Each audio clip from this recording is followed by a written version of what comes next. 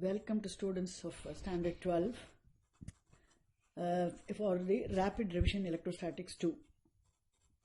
The main points in this session, which I am aiming to recapitulate and help the students to revise with, are Gauss's theorem, equation related to it, application of Gauss's theorem to prove Coulomb's law, and application. In that application, one will be to prove Coulomb's law, and the next will be to find the electric field due to a line of charge, and electric field due to a plane sheet of charge, and electric field due in the regions 1, 2 and 3 of two parallel charged plates. Electric field at various distances from center of a hollow charge sphere. These will be the topics included in the electric field as an application of Gauss's theorem. This will be our topic today. I think we will have time only for that. Dipoles and other things we'll take later. Now coming to Gauss's theorem. What is Gauss's theorem statement? It is surface integral of E dot ds for the entire closed surface is equal to the total electric flux. That is what is called as defined as flux. It's E dot ds, E vector dot d vector, which is equal to Q total by epsilon naught, where phi Ea is the electric flux in air, and Q total is the total of all the charges inside the closed Gaussian surface considered, and the Q total being Q total and surface being considered in air. Similarly, for a medium, if the entire Gaussian surface is going to be in medium and the charge is also going to be in medium, then this integral of E dot ds associated with that medium will be Q total in that medium divided by epsilon m. It follows that for the same set of charges inside the same surface S, but once in air and then in medium, integral of E dot ds for the closed integral of that for in air divided by to closed integral of E dot ds, that is the flux in air by flux in medium associated with some charges enclosed inside a Gaussian surface will be epsilon m by epsilon naught, which is nothing but epsilon r.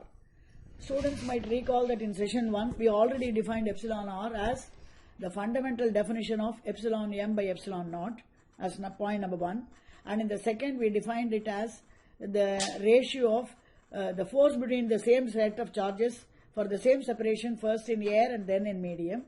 And similarly we saw that it is also the ratio of electric field at a point in air with respect to a charge or assembly of charges to the electric field in a medium for the same set of charges. Unit of E is Newton per Coulomb or volt per meter. Unit of epsilon naught is Newton power minus 1, meter power minus 2 and Coulomb square, and unit of epsilon r is no unit. Unit of surface area will be as usual meter square. Unit of electric flux will be Newton meter squared per Coulomb or volt meter. Newton per Coulomb into meter square, as pointed out in session 1. For a Gaussian surface as shown below, students should understand that regardless of the location of the charges, some charges may be close to the flat surface here, some more charges may be close to this, and some more charges may be close to the lateral surface. But the location of the individual charges is immaterial, but algebraic sum of charges is to be considered. Algebraic sum means some charges may be positive, certain others may be negative. So the total of all the positive charges minus the total of all the negative charges will be the net charge, depending upon whichever is predominant. The same case in the case of a sphere, some of them may be close to the wall, some may be in the interior, and some may be close to the surface on the right side. Regardless of their individual locations, the total charge only is going to give you the expression, the value for the magnetic flux associated with the surface in play. Like cylindrical, in this case it is cylindrical, in this case it is spherical. The algebraic sum of charges should be considered with positive or negative signs for each. The total flux is independent of the location of the charges with respect to the walls of the surface. So also, integral of E dot ds involves dot product of E and ds, because E and ds being given the vectors, E you know is a vector, and we know area vector is also they're represented by the outward drawn normal. All those things have been discussed in session 1. Such that E dot ds will be modulus of E into modulus of ds into cos theta, where theta is the angle between electric field vector and the area vector of ds, and the electric flux is a scalar but has positive and negative signs according to our convention.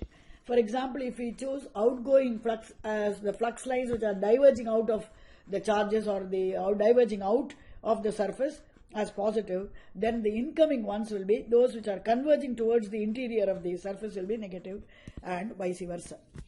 Then we come to application of Gauss's theorem. First is, how do you prove Coulomb's law? Coulomb's law we know is F is proportional to Q1 Q2 by R square, or F is equal to 1 by 4 pi epsilon naught into Q1 Q2 by R squared for air containing the two charges Q1 and Q2. For every answer in any derivation that you are asked in the question paper, introduction is a must. Introduction will tell the examiner as to how you have understood what is the situation and what you are going to prove. That's a very important aspect of it. The introduction is a must everywhere in all the derivation. Consider, see how the sample introduction I am just guide you. You can follow on similar lines for the rest of the derivations to follow for the whole year course. Consider a single source charge Qs at O and another test charge Qt at P, such that O to P is equal to some R say. So that means the test charge of Qt is at a distance of R units from the source charge of Qs, which is at the center here. Let us consider a Gaussian spherical surface centered O and containing P on its boundary or on its surface. Consider a small area of ds of surface S at P. Around P you consider a small element of area ds. The area vector of ds is along n cap, where n cap is the outward drawn normal to the surface, that is radially outward. For the point P, the angle between, for the point E is also radially outward, as you can always see. The electric field will always be radially outward if both charges are like, and radially inward towards the source charge if both of them are unlike. And if they are like, it will be radially outward. So angle theta between ds and E is equal to 0.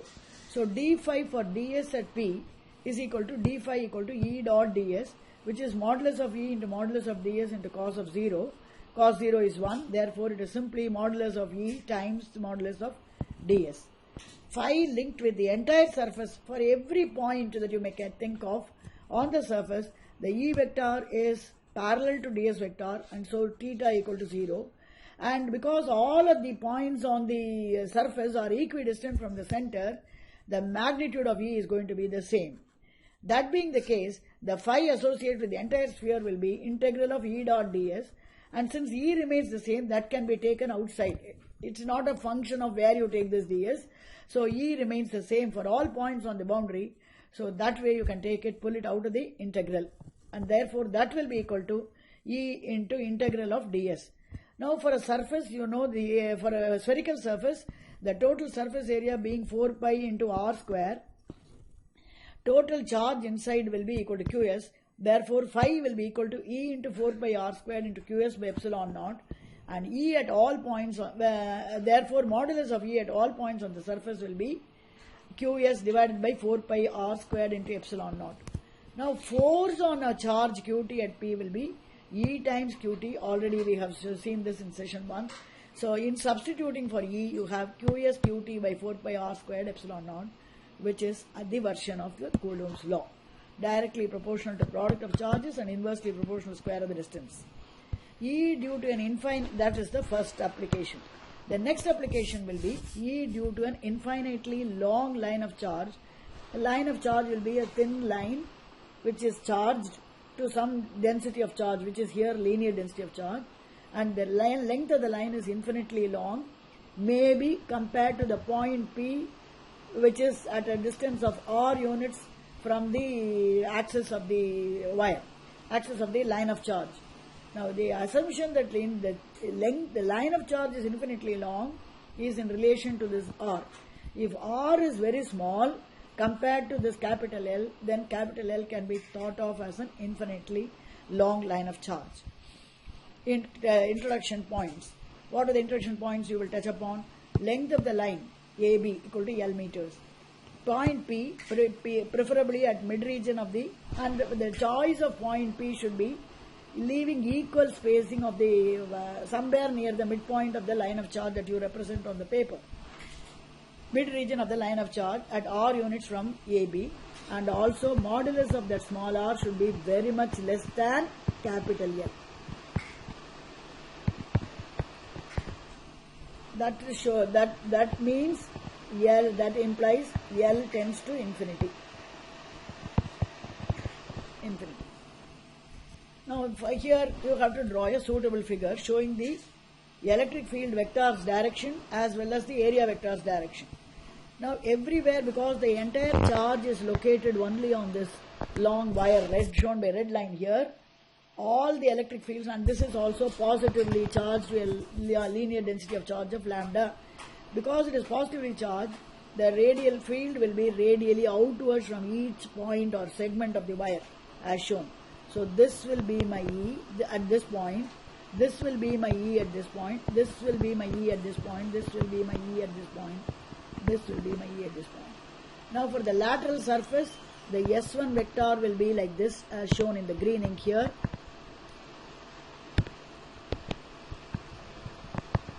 Similarly here it will be for S1 dashed vector, which is downwards, and S2 will be to the right. This S2 will be to the right here, area vectors, and this S3 for the flat circular face, it will be S3 to the left, and this is to the right. This is towards the top and this will be towards the bottom. You can appreciate that as far as the lateral surface is concerned, E vector and S1 vector are parallel to each other, both being upwards. Similarly, E vector and S1 dash vector for the points below, for the lateral surface below the axis of the wire or the line of charge, will be, or both of them will be downwards.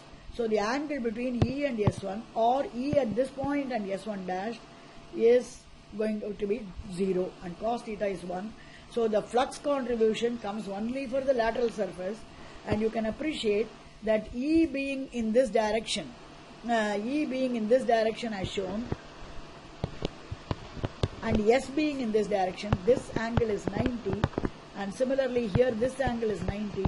So for the flat circular faces SA and S3 and S2, you find that cos 90 is 0, so no flux is contributed by the lateral surface.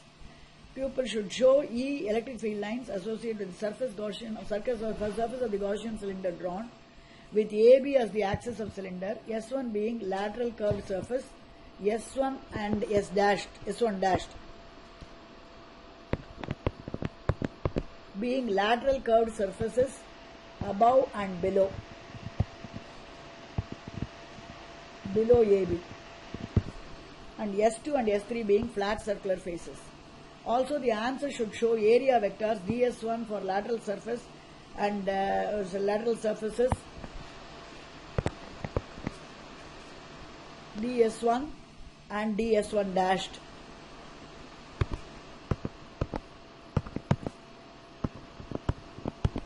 For lateral surfaces of S1 and S1 dash, and ds2 and ds3 for circular faces as being normal to the respective surfaces. The analysis that E and integral of ds are parallel to each other for lateral surface, and E and ds are perpendicular to each other for the flat circular faces should be clearly explained. The logical follow-up steps that E dot ds for lateral surface will be E into S, complete E into complete S, because theta is 0 and cos theta is 1, and integral of E dot ds for S1 and S2 is equal to 0 because theta is 90 for the two faces should be clearly explained. So the phi total will be simply E into S1, lateral surface alone contributing to flux should be explained. The charge on the rod, coming to the charge on the rod, is Q, is lambda is the charge per unit length, so that many times length will give me the total charge, where lambda is the linear density of charge and L is the length of the line AB, should be explained. According to Gauss's theorem, integral of E dot ds coming from whichever surface is relevant there is equal to q by epsilon naught. Here in this case, since only the lateral surface, by our mensuration we know that the lateral surface area is 2 pi RL. The total surface area may be 2 pi RL plus 2 pi R square, but the pi R squared on either side, the flat circular faces are not contributing to the flux, so we take only the area for the lateral curved surface, so which is E into 2 pi RL. That will be equal to, instead of Q I will write lambda L by epsilon naught. So E will be equal to lambda L by 2 pi R L epsilon naught. L can be cancelled, so it does not depend on the length of this thing. It depends only on the linear density of charge. So lambda by 2 pi R epsilon naught. This will be Newton per Coulomb because it is talking about E. Pupils can convince themselves that units on the right hand side, if you properly substitute the proper units for lambda, R and epsilon naught, you will get the same answer, Newton per Coulomb. If substituted and simplified. Unit of RHS will be unit of lambda by unit of R times unit of epsilon naught, both coming in the denominator. This will be Coulomb per meter for lambda, and for R it will be meter, and then for unit of epsilon naught it will be Newton per minus 1, meter per minus 2 Coulomb square. And therefore if you simplify all this, taking them to the numerator with changing the power or exponent, you will get that this is the answer, and it will give it as Newton per Coulomb, which is unit of E. The note, other derivations should be presented in the same way as samples explained for A and B, with proper introduction, proper logical equations and explanation for the logical equations, surfaces which are contributing to flux and surfaces showing zero flux, and final expression for E. All these should be borne in mind when we are actually presenting our answer. C. E due to a plane sheet of charge. Here, introduction. Here, because it is a sheet of charge having an area, the density of charge called into play will be surface density of charge, which is sigma, which will be Coulomb per meter square. That will be the surface density of charge. The sheet is infinitely large as shown. P is a point on the right of the sheet at say R units from the sheet, like this. Now to find out, this is the point P where we want the electric field. Now choose point P dash on the rear side of this sheet such that O to P is equal to O to P is equal to O to P dashed. Now consider a small area of cross section ds on either side of this, and you can construct a Gaussian cylinder P dashed O P like that, with axis being P dashed P and area of cross section being ds as shown. Choose a Gaussian cylindrical surface with a small area ds as flat circular surface areas around P dash and P, and PP dash as the axis of the cylinder either side. All field lines diverge out the sheet to the right or to the left. So no the flux contribution. So the flux contributions come only for the flat circular faces, and zero flux is associated with the lateral curved surface, unlike the line of charge. That's what.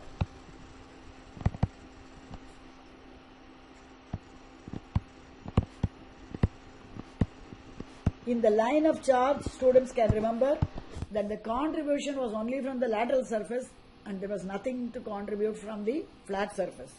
Here, the S contribution is from the flat circular surface and no contribution comes from the lateral surface. That's because the electric field is in this direction and ds vector also is in this direction. So, this only is 0, and similarly electric field is in this direction and ds is in this direction for the point P dash, and for this point the electric field is in this direction, and of course the ds vector will be in this, the electric field will be in this direction. 1 second.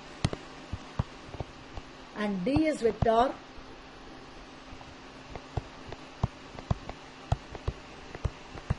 is in this direction. So E is in this direction as shown by the green ink, and the red ink shows the ds. The angle between them is 90, so no contribution comes from the lateral surface. Same way it applies to the top as well as the bottom, because if you are going to take, E will be in this direction as shown by the green ink, and ds will be in this direction as shown by this. Anyway, this will be 90. So no contribution to the flux comes from the lateral surface area. There is a contribution only from the flat circular faces. That you should correlate and learn that this is unlike line of charge. Therefore, for the total flux will be E into ds outward for the right side. This is outward. Flux is outward. Here also flux is outward. Therefore, both being outward fluxes, both will add up, and therefore you will get it as 2 times E into ds into cos 0. Cos 0 is 1. E dot ds, cos 0 is 1, so it will be simply modulus of this. E dot ds will finally come down as 2 times modulus of E into full modulus of ds. If Q dash is a charge associated with the area, small area ds that you considered, sigma is the same all throughout the entire sheet. So sigma into ds will be my Q dash is equal to sigma into ds. So phi will be equal to 2E into ds equal to sigma into ds by epsilon naught, and therefore E will be equal to sigma by 2 epsilon naught. Sigma has a unit of Coulomb per meter square, and epsilon naught has a unit of Newton power minus 1, meter power minus 2, and Coulomb square. Unit of RHS will be Coulomb m power minus 2 by Newton power minus 1, meter power minus 2, Coulomb square. Meter power minus 2 will cancel, and Coulomb will come here, and this will be Newton power Coulomb power minus 1 will be remaining here, and Newton, when pushed to the numerator, will become Newton. So it will be Newton per Coulomb as required. Now coming to the same way for when you have two sheets like this, S1 and S2, both may be positively charged with different charge densities of sigma 1 and sigma 2. One can think of 3 regions. Region 1, which is to the left of both S1 and S2. Region 3, which is to the right of both S1 and S2. And region 2, which is to the right of S1 and left of S2. So now you have to find out what are the fields in the 3 regions. Well, this is outside the plate system. This is also outside the 2 sheets system, and this is in between the 2 sheets. E is independent of the distance of the point P with respect to the sheet of charge for an infinitely large sheet.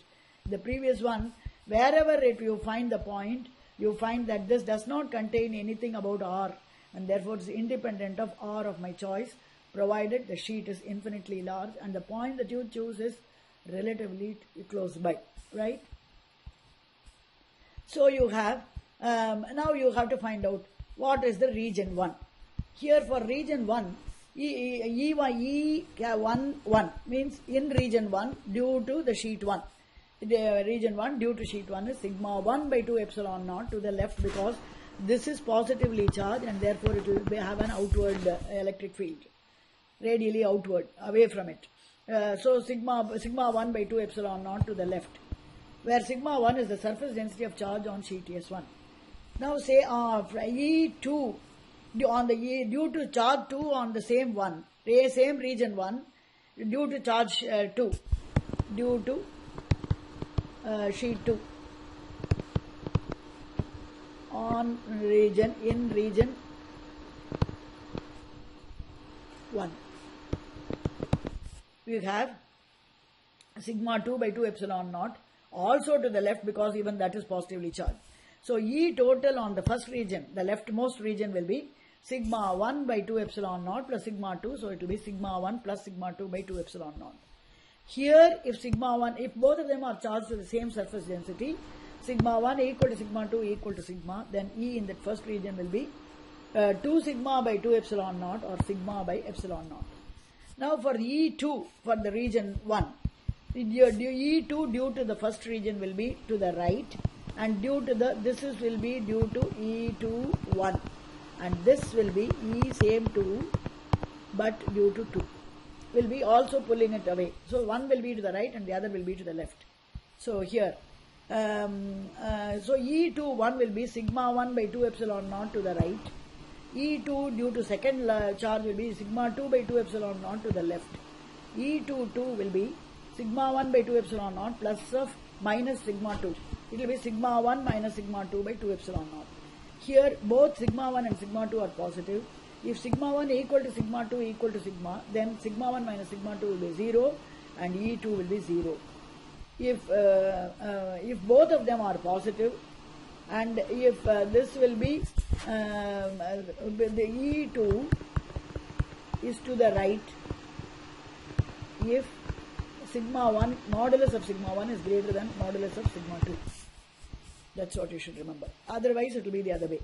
Now, similarly, for the region 3, the same as the thing, region 3, you find that sigma 1, due to for sheet 1, it will be sigma 1 by 2 epsilon naught to the right, and sigma 2, it will be to the left. Due to sheet 2 is also to the right because both of them are positively charged. So, total will be sigma 1 plus sigma 2 to the both of them, but to the right this time. If sigma 1 and sigma 2 are both positive, and sigma 1 equal to sigma 2 equal to sigma, then E3 will become sigma by epsilon naught for region 3. So, the non-zero lies for the regions 1 and 2, 3. For the second region alone, it will become for the middle region alone, because one is to the right and one is to the left, you find that it is sigma 1 minus sigma 2, and it may become 0 for sigma 1 equal to sigma 2.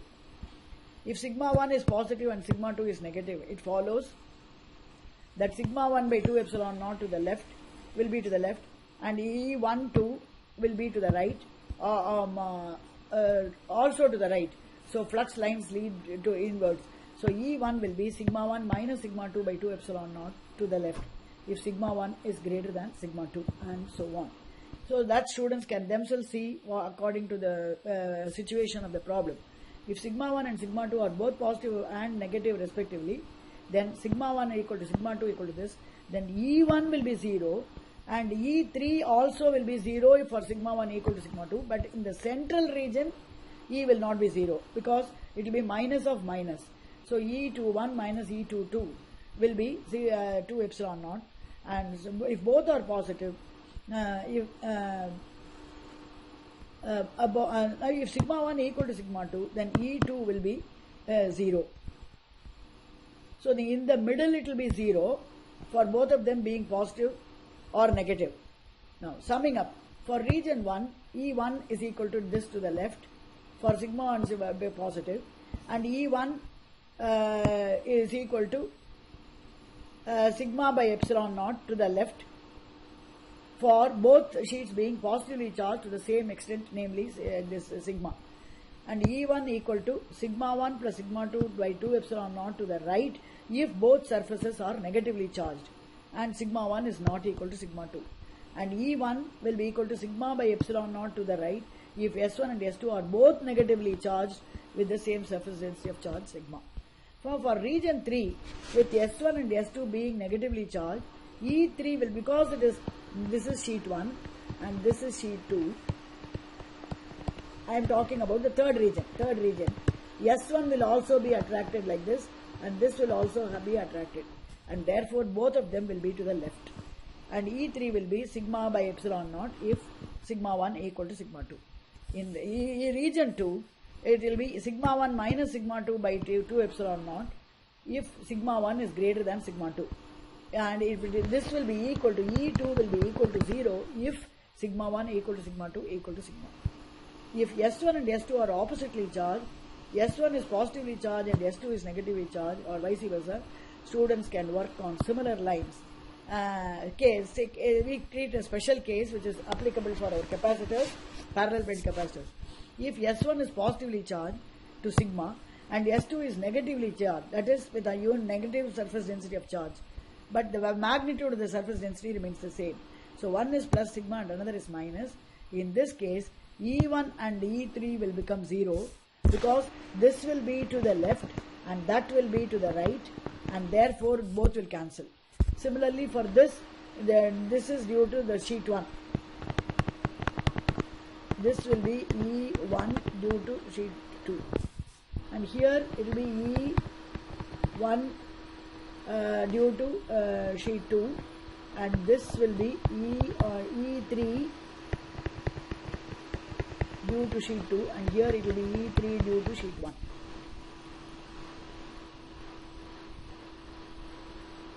Sheet 1 will be like, it will be going away like this.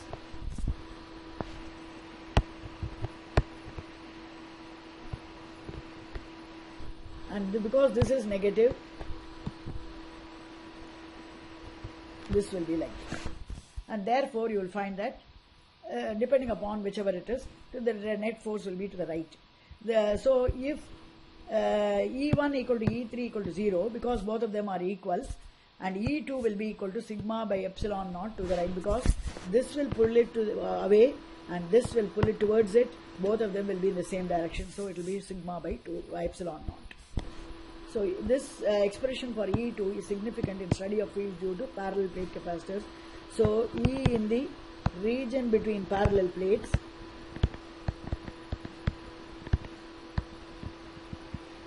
equal to sigma by epsilon naught.